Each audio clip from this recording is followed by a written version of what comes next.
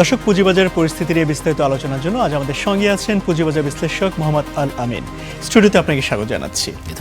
আমরা কিছুক্ষণ আগে আমাদের একটি রিপোর্ট দেখলাম যে পুঁজিবাজারে যে কারসাজির একটি অংশ তো বিভিন্ন সময় থেকে আমরা শুনে আসছি, এর মধ্যে নতুন করে আরেকটি ঘটনা সামনে আসলো।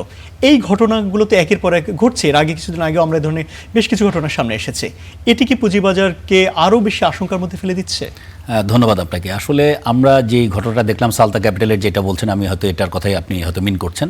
এটা ছাড়াও কিন্তু আপনি যদি অনেক আগে দেখেন তামহা, বানকো, ক্রেস্ট, তাদের কিন্তু দীর্ঘদিন ধরেই, যখন আগের ফ্যাসিস্ট গভর্নমেন্ট ছিল সেই সময়টাও ছিল, ইন্ট্রিম গভর্নমেন্ট টাইমেও যখন নতুন কমিশন আসলো তখন মশহুর সিকিউরিটিজ থেকেও প্রায় 140 কোটি টাকার একটা স্ক্যাম ছিল, আর এটা 100 কোটি টাকার। এখন সার্বিক যে স্ক্যামগুলোর যদি প্যাটার্ন আপনি স্টাডি করে দেখেন, প্রত্যেকটাই সেম। কি সেটা? ব্যাক অফিস সফটওয়্যারটা লাগে আপনার অ্যাডজাস্টমেন্ট করার জন্য, বাট তারা ব্যাক অফিস সফটওয়্যারটাকে ম্যানিপুলেট করে, ধরেন কাস্টমার যিনি, উনি পোর্টফোলিওটা যেটা পাচ্ছেন আর রিয়েল যে পোর্টফোলিওটা সিডিবিএলের সাথে অ্যাডজাস্টমেন্ট করা হচ্ছে, দুটা সেম না। এই কারণে হয় কি, কাস্টমার কখনো জানেই না তার অ্যাকাউন্টে শেয়ার নাই। পরবর্তীতে কিন্তু আমরা যখন রিফর্ম করি তখন কিন্তু বলেছে যে প্রতি মাস শেষে যাতে যে অ্যাকাউন্ট হোল্ডার, তার কাছে যাতে একটা মেসেজ বা নোটিফিকেশন যায়, যাতে করে সে বুঝতে পারে সিডিবিএলের কত শেয়ার আছে আর কোম্পানি যেটা পাঠালো মানে ব্রোকারেজ হাউস, তার মধ্যে কতটা শেয়ার আছে। দুটার মধ্যে যদি কোনো গ্যাপ থাকে তখনই বুঝতে পারবে তার শেয়ারটা বিক্রি হয়ে গেছে বা কিছু একটা হয়েছে। তো এই যে জায়গাটায় যেটা প্রবলেমের পর প্রবলেম যেটা হচ্ছে, এখনও কিন্তু কোনোটা সলিউশন হয় নাই বা তাদের তেমন কোনো কিন্তু বিচার হয় নাই। এখন যেটা হয়েছে, হয়তো একটা ব্রোকার হাউসকে ধরলে তাদের বিদেশ যাওয়ার পরিচালকদের নিষেধাজ্ঞা জানানো হয়, অথবা তাদের অ্যাকাউন্ট ফ্রিজ করা হয়, অথবা বিও আইডিগুলোকে লক করে দেওয়া হয়, কিন্তু এতে কিন্তু বিনিয়োগকারীর কিন্তু কোনো উপকার হয় না। কেন হয় না?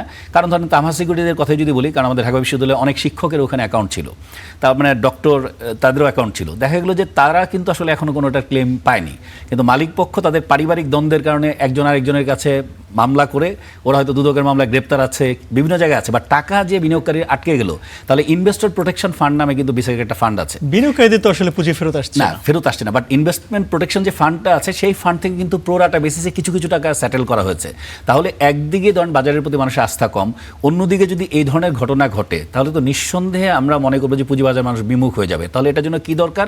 দরকার হচ্ছে ইমিডিয়েটলি একটা রোড ম্যাপ বা প্ল্যান দিয়ে যত দ্রুত সম্ভব তাদের স্থাবর অস্থাবর সম্পত্তি প্রয়োজনে কোনো একটা নিষেধাজ্ঞার মধ্যে এনে রেখেও, কারণ যেহেতু আপনার আইনে আছে যে কোম্পানির দায়টুকু তার শেয়ার মূল্য দ্বারা লিমিটেড, তার পার্সোনাল প্রপার্টির মধ্যে আসে না। তো এগুলোকে একটা ব্যবস্থার মধ্যে এনে বা তাকে যদি কোনোভাবে প্রেশারাইজ করা যায়, সেই জায়গাগুলোতে যদি আনা যায়, তাহলে হয়তো এটার একটা মানে খুব দ্রুত একটা বিচারের মধ্যে হবে। যদি এটা 25 থেকে শুরু হয়ে খুব অল্প সময়ের মধ্যে রিপোর্টে এসছে, মানে 25 সালের মানে আপনার যে সময়টা রিপোর্টটা জুনে ডিটেক্ট হয়েছে, তারপর থেকে যে রিপোর্টটা এসছে খুবই অল্প সময়ের মধ্যে রিপোর্টটা দিয়েছে। রিপোর্টে তারা মানে কী পরিমাণ কনসোলিডেটেড অ্যাকাউন্টে কী পরিমাণ ঘাটতি ছিল সেগুলো বের হয়ে আসছে, এবং এখানে কতগুলো বিও এখানে ক্ষতিগ্রস্ত হয়েছে বা কী পরিমাণ টাকা, সব কিছু ডিটারমাইন করা হয়েছে। এখন হচ্ছে নিয়ন্ত্রক সংস্থার পক্ষ থেকে এটাকে কিভাবে দ্রুত মানুষ যারা এখানে ক্ষতিগ্রস্ত হয়েছে সেই বিনিয়োগকারীকে কিভাবে প্রোটেকশনটা দেওয়া যায়। যখন এই ধরনের একটা ব্যবস্থা খুব দ্রুত সময়ের মধ্যে হবে, তখন কিন্তু মানুষ মনে করবে যে না, আমাদের একটা প্রোটেকশন ব্যবস্থা আছে। বাট এমনি আর্থিক খাতে সার্বিকভাবে যে বিশৃঙ্খলা, তার মধ্যে এটা নতুন করে আরও মানুষকে আরও হতাশ করবে এবং বিনিয়োগ বিমুখ করবে।